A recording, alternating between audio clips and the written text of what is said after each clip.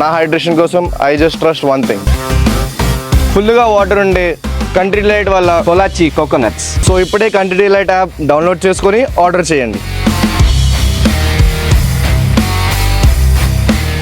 కేంద్ర పన్నుల్లో రాష్ట్రాలకు సగం ఇవ్వాలి, ఏపీ రెవెన్యూ లోటు అగాధాన్ని పూడ్చండి అంటూ 16th ఫైనాన్స్ కమిషన్ చైర్మన్ పనగారియాకు ఆంధ్రప్రదేశ్ ముఖ్యమంత్రి చంద్రబాబు నాయుడు అప్పీల్ చేశారు.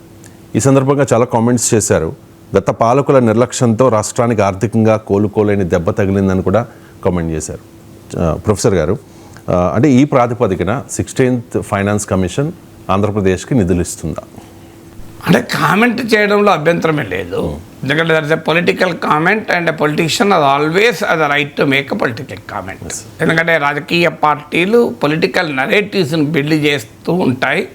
సో తెలుగుదేశం పార్టీ అధికారంలోకి రావటానికి వచ్చాక రాకముందు కూడా బిల్డ్ చేసే పొలిటికల్ నరేటివ్ జగన్మోహన్ రెడ్డి విధ్వంసం. ఆ మాటకు వస్తే జగన్మోహన్ రెడ్డి కూడా చంద్రబాబు నాయుడు పైన అదే చేశాడు కదా, చంద్రబాబు నాయుడు నాశనం చేశాడు రాష్ట్రాన్ని అని. సో అందువల్ల రాజకీయ ప్రత్యర్థులు అలాంటి పొలిటికల్ నెరేటివ్ బిల్డ్ చేస్తుంటారు, సందర్భం వచ్చినప్పుడల్లా దాన్ని ప్రస్తావిస్తూ ఉంటారు. అందువల్ల 16th ఫైనాన్స్ కమిషన్ వచ్చిన సందర్భంగా కూడా దాన్ని ప్రస్తావించడం అనేది ఒక రాజకీయపరమైన చర్య. కానీ సమస్య ఏంటంటే దాని ప్రాతిపదికగా మీరు కామెంట్ మాత్రమే కాదని 16th ఫైనాన్స్ కమిషన్ కోరాడని కూడా వార్తల్లో వచ్చింది. అంటే జగన్మోహన్ రెడ్డి రాష్ట్రాన్ని ఆర్థిక విధ్వంసం పాలు చేశాడు కనుక మాకు నిధులు ఇవ్వండి అని. మీరు ఆర్థిక విధ్వంసం చేసుకుంటే వాళ్ళు ఎందుకు నిధులు ఇస్తారండి? ఫైనాన్స్ కమిషన్ పని కాదు కదా. సో మీరు రాజకీయ నాయకులు ఇక్కడ మీరు ఎవరు పడితే వాళ్ళని ఎన్నుకొని వాళ్ళు విధ్వంసాలు సృష్టిస్తుంటే దానికి అన్నిటికీ ఫైనాన్స్ కమిషన్ బాధ్యత వహించి డబ్బులు ఇవ్వదు. మీ మిస్గవర్నెన్స్కు ఫైనాన్స్ కమిషన్ సంబంధం లేదు. మీ ఫైనాన్స్ కమిషన్ నిధులు ఇవ్వటానికి ప్రభుత్వాల అసమర్థతకు ప్రభుత్వాల విధ్వంసకాండకు నిధులు ఇచ్చే పని ఫైనాన్స్ కమిషన్ చేయదు. ఫైనాన్స్ కమిషన్ ఏ ప్రాతిపదిక మీద నిధులు ఇస్తాయి అనేది కీలకం మనం అడగటానికి. అయితే బహుశా చాలా విషయాలు అడిగి ఉంటారు, ఎందుకంటే ఫైనాన్స్ కమిషన్కి ఇచ్చిన మెమరాండాన్ని నేను చదవలేదు, ఎందుకంటే అది అందుబాటులో ఇమీడియట్గా పబ్లిక్ డొమైన్లో లేదు కనుక. కానీ ఇప్పుడు 50% నిధులు కావాలని అడిగాడు, అది చాలా కరెక్ట్ డిమాండ్.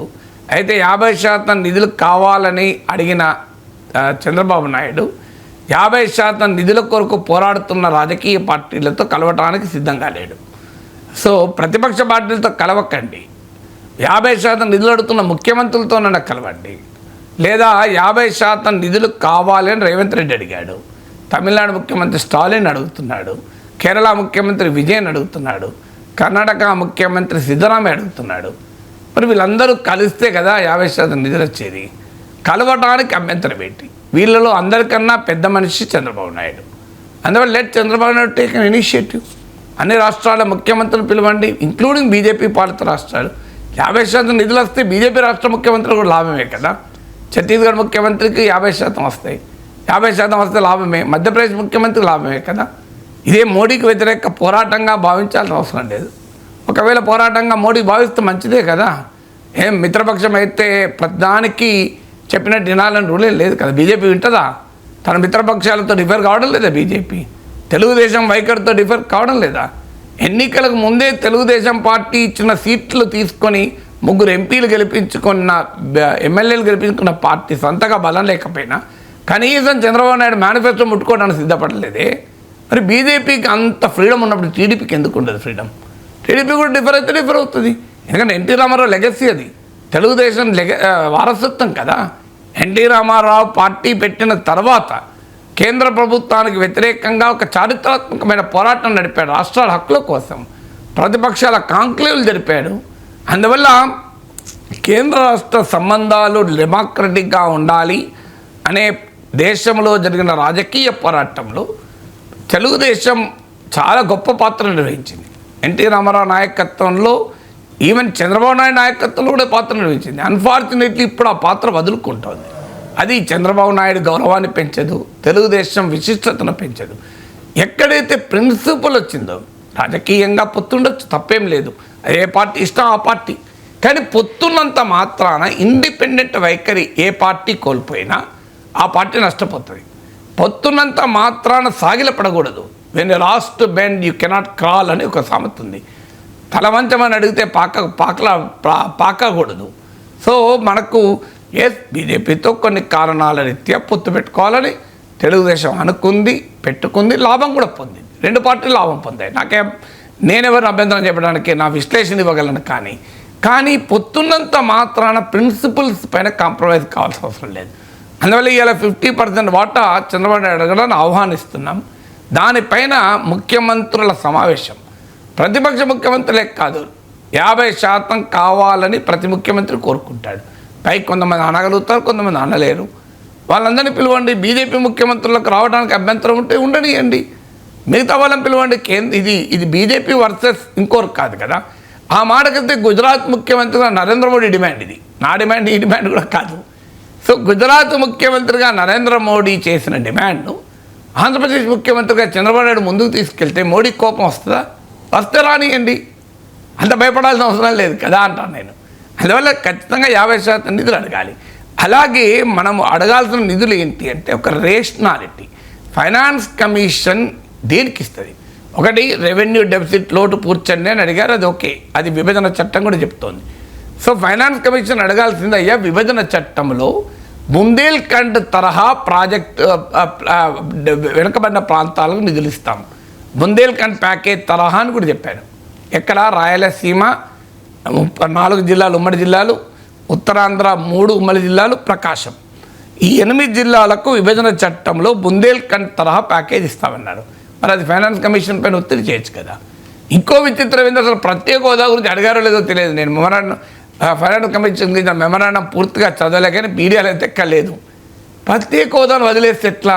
మరి వదిలేసి ఉన్నారో లేదో వెరిఫై చేయాలి. కానీ ప్రముఖంగా అయితే మీడియాలో రాలేదు కనుక నా ఆవేదన. సో చంద్రబాబు నాయుడు చెప్పాలి, పవన్ కళ్యాణ్ చెప్పాలి, అయ్యా మీరు ఫైనాన్స్ కమిషన్ను ప్రత్యేక హోదా అడిగారా అంటే అది ఎలాగో ఇవ్వరు కదా అంటే ఎలాగో 50% ఇస్తున్నారా? ఇప్పుడు 50% ఇవ్వడం రెడీ అయ్యారా?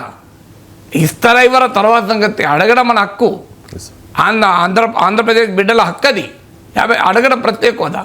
మనం అడగకపోతే 200 ఏళ్ళు అడిగాం కనుక బ్రిటిష్ వాడు వెళ్ళిపోయాడు. ఇప్పుడు అడుగుతా వాడు పోతాడా అని ఊరుకొని ఉండుంటే లాలా లజపత్ రాయలు, దాదాబాయి నవరోజీలు వాళ్ళు ఆ సమయంలో అల్లూరు సీతారామరాజులు అడుగుతూ ఇస్తారా, వాడు వెళ్ళిపోతాడా అని అనుకో మనం అయ్యేదా పని. అందువల్ల అడగడమే. ప్రత్యేక హోదా మరి అడిగారో లేదో తేలాలి. అలాగే మీకు నేషనల్ డెవలప్మెంట్, మా రాష్ట్రానికి నిధులు అని అడగటానికి ఫైనాన్స్ కమిషన్తో అడగాల్సింది ఏంటంటే, అయ్యా ఈ రాష్ట్రానికి నిధులు ఇస్తే మాకే కాదు దేశ అభివృద్ధికి దోహదం చేస్తుంది కనుక మాకు ఇవ్వండి ప్రత్యేకంగా అని అడగాలి. ఉదాహరణకు మనకు 974 కిలోమీటర్ల తీర ప్రాంతం ఉంది.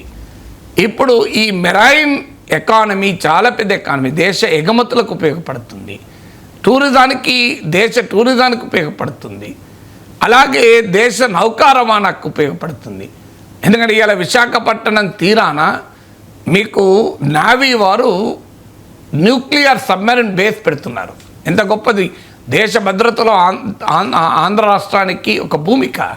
అలాగే స్ట్రాటజిక్ పెట్రోలియం రిజర్వ్స్ అంటారు, వ్యూహాత్మక చమురు నిల్వలు. ఇది కర్ణాటకలో ఒక చోటు ఉంది, ఇంకో చోట ఉంది, 3వ చోట విశాఖపట్నం దగ్గర ఉంది. సో ఇలాంటి మేము జాతీయ ప్రయోజనాలకు రాష్ట్రం కంట్రిబ్యూట్ చేస్తుంది. అందువల్ల మాకు ఈ coastal area development master plan, Andhra Pradesh సమగ్ర ఆర్థికాభివృద్ధికి ఈ 974 కిలోమీటర్ల తీర ప్రాంతాన్ని ఉపయోగించే మాస్టర్ ప్లాన్ మాకు శాంక్షన్ చేయండి, ప్రత్యేక నిధులు ఇవ్వండి అని అడగాలి. ఎందుకంటే మీకు సింగపూర్ చూడండి, తైవాన్ చూడండి, వాళ్ళకి నాకు గుర్తున్నంత వరకు ఒక పోర్టు ఉన్నట్టు సింగపూర్కు, తైవాన్ కూడా అంతే. మనకి ఇన్ని కిలోమీటర్ల తీరప్రాంతం ఎన్ని పోర్టులు కట్టచ్చు, వరల్డ్ షిప్పింగ్లో మనం ఎంత పాత్ర పోషించవచ్చు. ఎందుకంటే ఇది సౌత్ ఈస్ట్ ఏషియాకు ముఖద్వారం ఆంధ్రప్రదేశ్. అందుకే మీరు గమనించండి, శ్రీకూర్మాల్ దేవాలయం అండి, మీకు సూర్యకిరణాలు పడతాయి శ్రీకాకుళంలో, సరిగ్గా అలాంటి ఆలయమే సౌత్ ఈస్ట్ ఏషియాలో కూడా ఉంది, సిమిలర్ ఆలయం. అంటే అర్థం ఏంటి, ఇక్కడ ఉత్తరాంధ్ర తీర ప్రాంతానికి ఆగ్నేయాసియా దేశాలకు మధ్య చరిత్ర కాలంలోనే, ప్రాచీన కాలంలోనే సాంస్కృతిక సంబంధాలు ఉన్నాయన్నది ప్రూఫ్ కదా ఇది. అందువల్ల it can be gateway to south east Asia. ఇలా యాక్ట్ ఈస్ట్ పాలసీ అనేది భారత ప్రభుత్వ విధానం. అంటే యాక్ట్ ఈస్ట్ పాలసీ అనేది భారత ప్రభుత్వ విధానం. చూడు, చైనా ప్రెసిడెంట్ అమెరికా ట్రంప్ ఆంక్షలు విధిస్తుంటే ఇలా జింపింగ్ ఎక్కడున్నాడు? మలేషియాలో ఉన్నాడు. జింపింగ్ ఏడ తిరుగుతున్నాడు? కంబోడియాలో తిరుగుతున్నాడు, మలేషియాలో తిరుగుతున్నాడు. ఎందుకు? అక్కడ ఆగ్నేయాసియా దేశం వియత్నాంకి వెళ్ళాడు. సో ఈ Andhra Pradesh can be gateway to south east Asia కదా. అయ్యా మాకు ఇది అవకాశం, మీ భారత ప్రభుత్వ యాక్ట్ ఈస్ట్ పాలసీలో భాగం. దేశ రక్షణకు ఆంధ్ర తీరం ఉపయోగపడుతోంది. దేశ స్వావలంబనకు పెట్రోలియం స్ట్రాటజిక్ రిజర్వ్ హోస్ట్ చేస్తుంది. అందువల్ల మా తీర ప్రాంతాన్ని ఒక బలమైన ఎకనామిక్ జోన్గా డెవలప్ చేసి ఒక ఆర్థిక ప్రణాళికను రూపొందించి దేశ ఆర్థిక అభివృద్ధికి మేము దోహదం చేస్తాం. For the interest of the nation మీరు మాకు ఇవ్వండి అని అడగాలి. అప్పుడు నీకు ఫైనాన్స్ కమిషనర్ మా జగన్మోహన్ రెడ్డి వచ్చి నాశనం చేశాడు మాకు డబ్బులు ఏంటంటే మీకే సంబంధం అయ్యా, మీరు ఆయన జగన్మోహన్ రెడ్డి మళ్ళీ రావడానికి గ్యారెంటీ ఏంది అని పెట్టుబడిదారులు అడుగుతున్నట్టే ఫైనాన్స్ కమిషనర్ అడుగుతుంది. వాళ్ళ పని కాదు కదా. మీ రాజకీయ దౌర్బల్యానికి ఫైనాన్స్ కమిషన్ ఎందుకు నిధులిస్తుంది? అందువల్ల ఇంకో చూడండి, ఇది నేషనల్ డెవలప్మెంట్కు మేము ఉపయోగపడతాం, అందువల్ల మాకు ఇవ్వండి అని అడగాలి. మాకు ఆంధ్రప్రదేశ్ ఇదే వండర్ఫుల్ ఆగ్రో క్లైమాటిక్ జోన్స్ ఉన్న ప్రాంతం.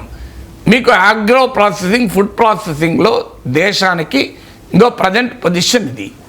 ఆంధ్రప్రదేశ్లో మీరు కనుక agro processing, food processing develop చేస్తే దేశంలో ఇవాళ మనం పప్పు దినుసుల కొరకు బర్మా పైన, మియాన్మార్ పైన ఆధారపడాల్సిన అవసరం ఉండదు.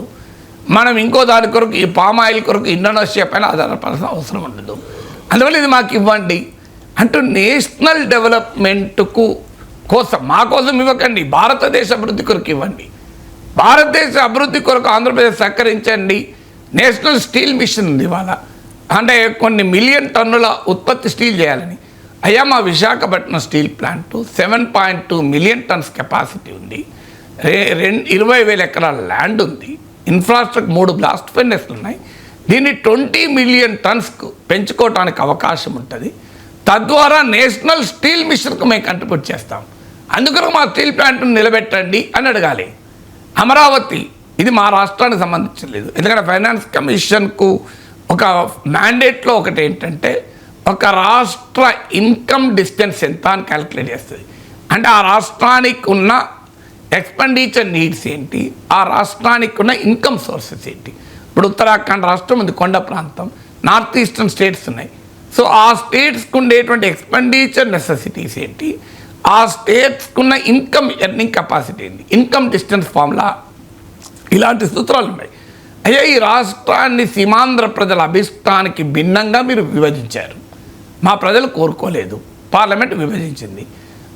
విభజన వల్ల మేము రాజధాని కోల్పోయాం. మద్రాస్ ప్రెసిడెన్సీ నుంచి 1953లో ఆంధ్ర రాష్ట్రం ఏర్పడితే చెన్నై రాజధాని కోల్పోయాం. సో ఆ 1950 ఆ తర్వాత 1956లో ఆంధ్రప్రదేశ్లో ఏకమైతే కర్నూలు రాజధాని కోల్పోయాం. ఇవాళ ఆంధ్రప్రదేశ్ విడిపోతే హైదరాబాద్ కోల్పోయాం. 3 సార్లు కదా కోల్పోయాడు, అన్ని ఒక్కసారి కాదు కదా. ఆ రోజుల్లో కూడా చెన్నై ఆంధ్రప్రదేశ్కి ఇవ్వాలి అని మనం ఆంధ్ర రాష్ట్రానికి ఇవ్వాలని కోరాం కదా. చెన్నపట్నం ఆంధ్ర రాష్ట్రాన్ని అని మనం వాదించాం, తమిళ వాళ్ళకి కావాలన్నారు. సో అక్కడ మనకు చెన్నపట్నాన్ని వదిలేసి వచ్చేసాము. తర్వాత మళ్ళీ కర్నూలు వదిలేసి హైదరాబాద్ వచ్చాం. ఇలా హైదరాబాద్ వదిలేసి అమరావతి వెళ్ళాం. అయ్యా ఇలా 72 ఏళ్ళ చరిత్ర, ఈ 72 ఏళ్ళ చరిత్రలో, సీమాంధ్ర బిడ్డల చరిత్రలో 3 సార్లు రాజధానులు కోల్పోయిన రాష్ట్రం ఇంకెక్కడైనా ఉందా? 3 సార్లు, ఒక్కసారి కాదు. పోనీ 1953-56లోమో మా ప్రజల కోరిక మేరకు జరిగింది. ఎందుకంటే మనం మద్రాస్ ఉమ్మడి రాష్ట్రం నుంచి విడిపోవాలనుకున్నాం కనుక చెన్నపట్నాన్ని వదులుకొని కర్నూలుకి వచ్చాము. ఆంధ్రప్రదేశ్ విశాల తెలుగు వారందరికీ ఒక రాష్ట్రం కావాలనుకున్నాం కనుక 56లో కర్నూలు వదిలేసి హైదరాబాద్ వచ్చాం, అభ్యంతరం లేదు. కానీ హైదరాబాద్ వదిలేసి అమరావతి పోవడానికి సీమాంధ్ర బిడ్డల ఇష్టం లేదా ఇక్కడ? మరి మా ఇష్టానికి భిన్నంగా పార్లమెంట్ మాకు చట్టం చేసి మనం విడగొట్టారు. మరి అమరావతి రాజధాని నిర్మాణం బాధ్యత కాదా కేంద్రాన్ని? కేంద్రం అసెంబ్లీకో బిల్డింగు, హైకోర్టుకో బిల్డింగు లేదు, సచివాలయానికి బిల్డింగ్ ఇస్తే సరిపోతుందా? కేంద్రం ఇచ్చేది ఏమున్నదండి? ఈ బిల్డింగ్ను రియల్ ఎస్టేట్ కంపెనీల విరాళం ఇవన్నా డబ్బులు వస్తాయి. ఆంధ్రప్రదేశ్ బిడ్డలు ప్రపంచవ్యాప్తంగా ఉన్నారు. ఈ 3 బిల్డింగ్ల కొరకు మాకు డబ్బులు ఇవ్వండి అంటే విరాళాలు వస్తాయి. కేంద్రం ఇచ్చేది ఏమున్నది? ఈ 5,000 కోట్లు 3,000 కోట్లు ప్రవాసాంధ్రులు ఇస్తారు. నేను అడిగి ఆంధ్రప్రదేశ్ ప్రభుత్వం అమరావతికి 50,000 కోట్ల గ్రాంట్ ఇవ్వరాదా? ఇదే అడగాలి మనం గట్టిగా. అడిగి ఉంటారు, అసలు ఏమీ అడగలేదు నేను ఆరోపించను. కానీ మనం గట్టిగా అడగాల్సినటువంటి అంశాలు ఇవి. మళ్ళీ ఫైనాన్స్ కమిషన్ మీద ఒత్తిడి తేవాల్సిన అంశాలు ఇవి.